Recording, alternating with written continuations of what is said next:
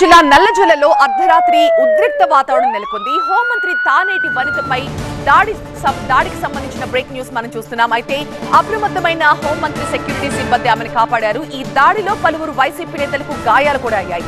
రాత్రి ప్రచారం ముగించుకుని వైసీపీ నేత సుబ్రహ్మణ్యం ఇంటికి వచ్చిన టైంలో ఈ అటాక్ జరిగింది. పలు వాహనాలు, ఫర్నిచర్ ని ధ్వంసం చేశారు టీడీపీ కార్యకర్తలు. ఆ దృశ్యాలు కూడా మనం చూస్తున్నాం. నేరుగా లోపలికి వచ్చి అక్కడున్న కుర్చీలను విరగొడుతున్న దృశ్యాలు చూస్తున్నాం. అలాగే బయట ఉన్న 2 వీలర్స్ ని సైతం తుక్కుగా చేశారు. వైసీపీ టీడీపీ కార్యకర్తల మధ్య తీవ్ర వాగ్వాదం జరిగింది. దీంతో నల్లజర్లలో భారీగా పోలీసులు మోహరించారు.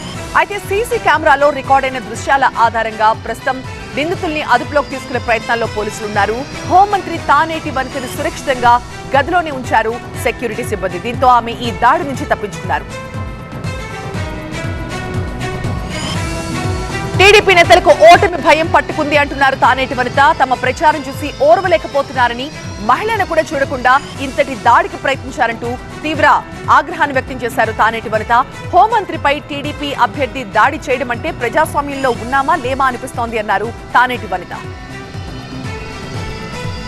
అచ్చన్నపాలెం, నల్లజర్ల ఈ 2 గ్రామాల్లో కూడా మా ప్రచారం ఈవినింగ్ టైం జరిగిందండి.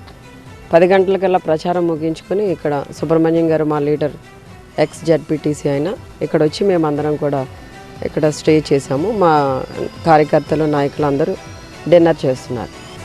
సడన్గా కొంతమంది వచ్చి అక్కడ గేట్ దగ్గర ఉండి వాళ్ళ మీద రాళ్ళు విసరడం జరిగింది. రాళ్ళు విసురుకుంటూ అటు వెళ్ళిపోయారంటే మన వాళ్ళు చెప్పారు ఇట్లా జరిగిందండి. అంటే ఈ రోజున ఇక్కడ నల్లజర్లలో చాలా పెద్ద ఎత్తున మా ప్రచార కార్యక్రమం జరగడంతో వాళ్ళు కొంచెం తట్టుకోలేక ఇబ్బంది పడి ఆ విధంగా చేశారు అనుకుని మేము లైట్గా తీసుకున్నాం.